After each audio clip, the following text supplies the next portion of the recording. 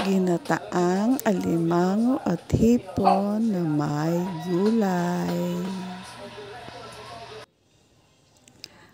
3 pirasong alimango, in-steam ko at hinati sa gitna.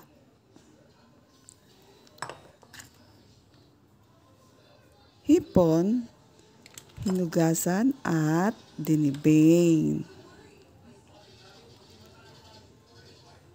Ang mga gulay, kalabasa, sitaw, at bitsuelas. Panggisa ko sa sibuyas, bawang, at sili. At syempre, ang main ingredients, gata.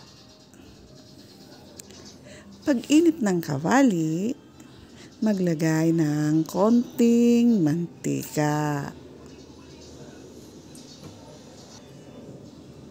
Igisa ang bawang at sibuyas. Pinagsabay ko na para madali. Kung gusto niyong unahin ng bawang, nasa sa inyo na yun. Susunod, ilalagay ko ang kalabasa. Hinalo-halo ko lang.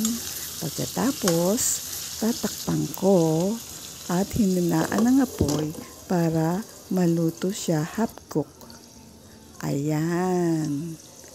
Half cook na siya. So, isusunod ko nang ilagay ang iba pang gulay. Isunod ang alimango, ang hipon,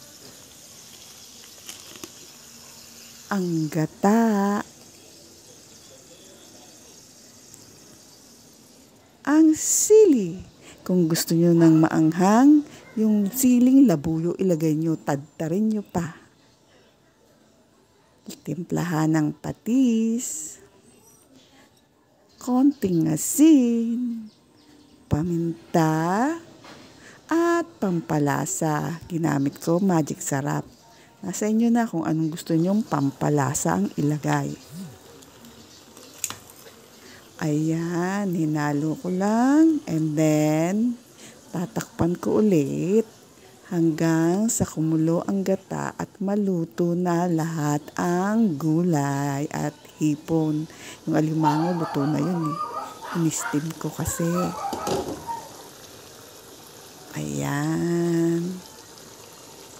Luto na. Ready on the